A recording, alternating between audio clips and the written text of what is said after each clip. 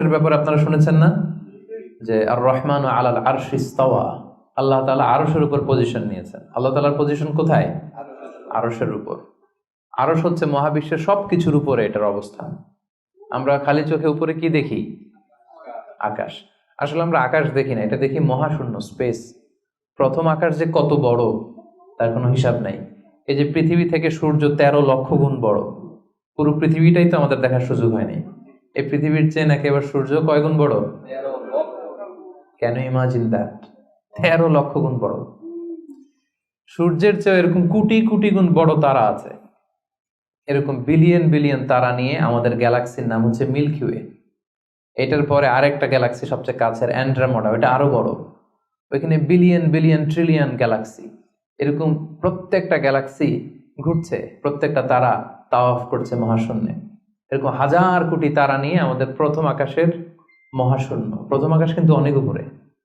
এই যে নাসার বিজ্ঞানীরা, অমুক বিজ্ঞানীরা রকেট দিয়ে এখানে যায় ওখানে যায়, এরা প্রথম আকাশের 1 কোটি ভাগের 1 ভাগও এখন অর্জন করতে পারেনি।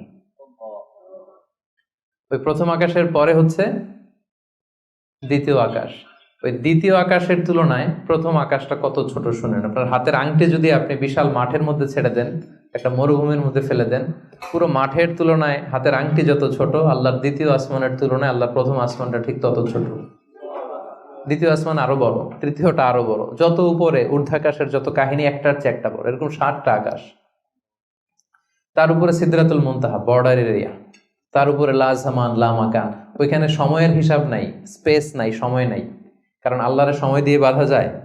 আমাদের জন্য বসতে জায়গা লাগে। আল্লাহর পজিশন নিতে কি জায়গার প্রসঙ্গটা আসে না? কারণ লাইসা কামিসলিহি শাই, উনি কারো মতো না, উনি উনার মতো। ওয়ালাম ইয়াকুল্লাহু কুফুয়ান আহাদ, তার মতো কেউ নাই। তো তিনি কার মতো? তিনি তার মতো। তার মতো কেউ নাই, তো তিনি কার মতো? তিনি তার মতো। তার উপরে হচ্ছে আল্লাহর কুরসি, তার উপরে আল্লাহর আরশ, সেখানে আল্লাহর পর্দা। এই পর্দার পেছনে আল্লাহ তাআলার সত্তা। আমাদের বাড়ির পর্দাগুলো কি দিয়ে তৈরি বলেন তো? কাপড় দিয়ে। আল্লাহর পর্দাগুলো আলো দিয়ে তৈরি, নূরের পর্দা। পর্দাটাই আলো। এজন্য সাহাবারা জিজ্ঞেস করেছিলেন, ইয়া রাসূলুল্লাহ হাল রাআইতা রাব্বাক, আপনি কি মেরাজের রাতে আপনার রবকে দেখেছিলেন? রাসূল সাল্লাল্লাহু আলাইহি ওয়াসাল্লাম বলেছিলেন, নূরুন আন্না আরাহু, উনি তো নূর, আলোর পর্দা, চোখ ঝলসে যাওয়ার মতো অবস্থা, আমি কিভাবে দেখবো? তার মানে সরাসরি দেখেননি। আল্লাহ তাআলার সাথে সিক্রেট মিটিং হয়েছিল, কনভারসেশন হয়েছিল, কথাবার্তা হয়েছিল। তার উপরে হচ্ছে আরশ। ওই আরশের ছায়ার নিচে কিয়ামতের ময়দানে আল্লাহ তাআলা 7 শ্রেণীর ব্যক্তিকে স্থান দিবেন। কয় শ্রেণীর? 7 শ্রেণীর ব্যক্তিকে স্থান দিবেন। যে দিনটা হবে 50 আলফা সানাহ মিম্মা তা'উদ্দুন, 50,000 বছরের সময় একটা দিন, কিয়ামতের দিন। 50,000 বছর। মানুষগুলো সব হয়রান হয়ে যাবে। ইউহশারুন নাসু ইয়াউমাল কিয়ামাতি হুফাতান উরাতান মুশাতান গুরলা। রাসূল সাল্লাল্লাহু আলাইহি ওয়াসাল্লাম বললেন, প্রতিটি মানুষ হুফাত, কারো পায়ে জুতা নেই। আমাদের প্রত্যেকের জুতা আছে না আজকে? সেদিন জুতা থাকবে না। উরাতান, নেকেট, উলঙ্গ। গাড়ি নাই, কিছু নাই, ঘোড়া নাই। গুরলা, জন্মদিনের পোশাকে সবাই পাগলের মতো। আম্মা জান আয়েশা বলেন, ইয়া রাসূল, এটা কেমন কথা? কারো গায়ে যদি ড্রেস না থাকে তো সবাই লজ্জা পাবে না? একে অন্যকে দেখে হাসাহাসি করবে না?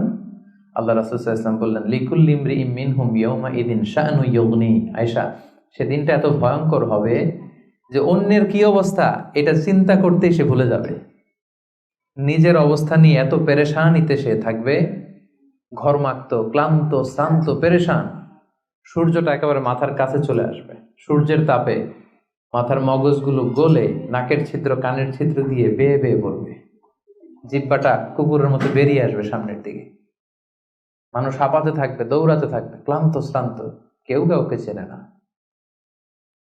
ইয়াউমা ইয়াফিরুল মারউ মিন আখিহি ওয়া উম্মিহি ওয়া আবিহি ওয়া সাহিবাতিহি ওয়া বানিহি। ভাই ভাইকে চিনবে না, পরিচয় দিবে না। মা ছেলেকে দেখে পরিচয় দিবে না, বন্ধু বন্ধুকে দেখে পরিচয় দিবে না। সবাই ইয়া নাফসি ইয়া নাফসি। ওই ভয়ঙ্কর দিনে আল্লাহ তাআলা 7 শ্রেণীর লোককে তার আরশের নিচে ছায়া দিবেন। আমরা কি চাই না যে আমরা ওই 7 শ্রেণীর অন্তর্ভুক্ত হই? আমরা আল্লাহ তাআলার কাছে কামনা করি আমরাও যেন সেই 7 শ্রেণীর অন্তর্ভুক্ত হয়ে সে ভয়ঙ্কর দিনে আল্লাহ তাআলার আরশের নিচে ছায়া পেতে পারি। আরো জোরে আমরা সবাই পড়ি আমিন। ওই 7 শ্রেণীর ব্যক্তিদের মধ্যে প্রথম শ্রেণী হচ্ছে ইমামুন আদিল, ন্যায়পরায়ণ শাসক, the just ruler, the just king.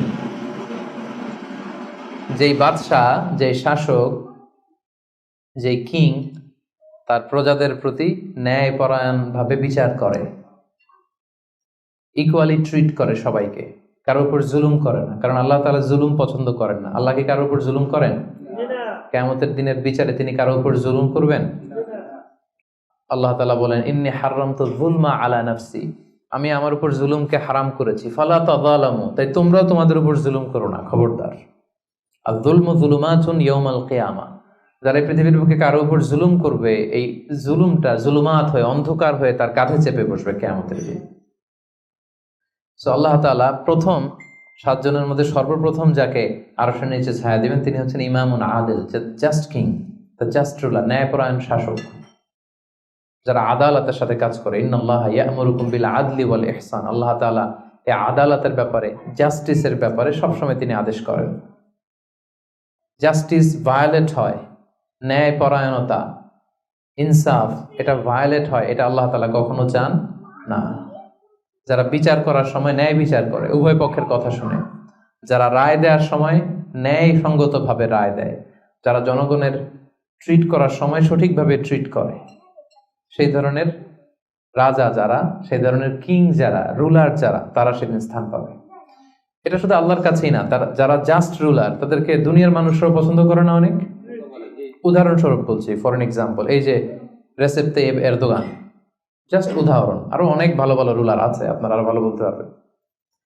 তো এই যে তুরস্কের রেসেপ তাইয়েব এরদোয়ান, মুসলিম বিশ্বের বিভিন্ন ইস্যু নিয়ে উনি খুব কনসার্নড, চমৎকার চমৎকার উদ্যোগ নিচ্ছে। এটা আমাদের খুব ভালো লাগে না? আমাদেরকে অনুপ্রাণিত করে, আমাদেরকে উজ্জীবিত করে। ইভেন কি অমুসলিম রাষ্ট্রপ্রধান যারা এই জাস্ট রুলার, যারা সব সময় কি করে, ন্যায়পরায়ণতার সাথে মানুষের সাথে ট্রিট করে, তাদেরকে সবাই পছন্দ করে। কানাডার প্রধানমন্ত্রীর নাম জানেন আপনারা? এই যে জাস্টিন ট্রুডো, সে অমুসলিম, তাই না? খ্রিস্টিয়ান খুব সম্ভবত, তারপরেও তাকে সবাই খুব পছন্দ করে। কেন? He is a just ruler, তাই না? জনগণের প্রতি সে ন্যায়পরায়ণ, একজন ন্যায়পরায়ণ রাষ্ট্রনায়ক সে। সো ইমামুন আদিল, প্রথম শ্রেণী হচ্ছে এমন শাসক যে হচ্ছে ন্যায়পরায়ণ, যার কাছে কেউ বিচার চাইলে সে মাজলুম হয় না, তার জনগণের প্রতি যে দায় দায়িত্ব এটা সে সঠিকভাবে পালন করে। বিচার করার সময়, রায় দেওয়ার সময় সে উল্টাপাল্টা রায় দেয় না, আদালতের সাথে সবাইকে এক চোখে দেখে। এই ব্যক্তিকে সেদিন আল্লাহ তাআলা আরশের নিচে ছায়া দিবে। এই পয়েন্টটা সবার কাছে ক্লিয়ার না? আচ্ছা, ইমামুন আদিল। 2 নাম্বার হচ্ছে ওয়াশাবুন নাশাআ ফি ইবাদাতিল্লাহ, এমন যুবক যে যুবক তার যৌবনটাকে আল্লাহর ইবাদতে কাটিয়েছে। এখানে এই যে আপনারা যারা বসে আছেন বেশিরভাগই হচ্ছেন যুবক, বেশিরভাগই, সবাই তো যুবক। আমি তো বয়স্ক তেমন কাউকে দেখতে পাচ্ছি না, 2-1 ছাড়া। 2-1 তাও খুব বয়স্ক না, আমাদের কাছাকাছি বা কিছু বড় হবে, ঠিক কিনা? সাধারণত যুবক ধরা হয় কোন বয়স থেকে কোন বয়সে? লেটস সে 20 থেকে 40, তাই না? 20 থেকে 40, এই 20 বছরের সময়টা হচ্ছে একেবারে জীবনের সবচাইতে মাহেন্দ্র ক্ষণ। এত শক্তি, সম্ভাবনা, টকবগে যুবক, যুবকদের মধ্যে আল্লাহ অনেক প্রাণ শক্তি দিয়েছে। এরা বিপ্লব ঘটায় ফেলতে পারে, এরা সময়ের গতি স্রোতকে পাল্টে দেয়, সাগরের স্রোতকে উল্টে দেয়, এরা বিপ্লব করে ফেলে, ইতিহাস রচনা করে, ঠিক কিনা? এই যুবক তার যৌবনের মোক্ষম সময়টা অন্যায় করে কাটায় না, আজে বাজে কাজ করে কাটায় না, জুলুম করে কাটায় না, দুর্নীতি করে কাটায় না, টেন্ডারবাজি, চাঁদাবাজি, মিথ্যা, খারাপ কাজ, কোন এই ধরনের কাজের সাথে নিজেকে জড়িত রাখে না, বরং নাশা ফি ইবাদাতিল্লাহ, আল্লাহর ইবাদতে সে তার জীবনটাকে কাটায়। এজন্য যৌবনের এই সময়টা প্রিয় ভাইরা অনেক দামি, এটা বেশি দিন থাকবে না। রং ধরা যৌবন জং ধরে নাই, শেষ। এ দেখতে দেখতে ছোট্ট কিশোর হয়ে পৃথিবীতে এসেছিলেন, শিশু ছিলেন, কিশোর, তারপর এখন যুবক, কিছুদিন পরে বিয়ে করে থাকলে দেখবেন যে আল্লাহ ঘরে মেহমান পাঠিয়ে দিলে বাবা হয়ে গেছে। কিছুদিন পরে মেয়েটারে বিয়ে দিলে এরপর কি হয়ে যাবেন? শ্বশুর হয়ে যাবেন, এরপরে নানা হয়ে যাবেন, দাদা হয়ে যাবেন। এই তো জীবন, this is the circle of life. রং ধরা যৌবন জং ধরে শেষ, এটা থাকে না খুব বেশি দিন। এজন্য এই এই যৌবনের এই সময়টাকে যারা আল্লাহর ইবাদতে তারা কাটিয়েছে, তাদেরকে আল্লাহ তাআলা আরশের নিচে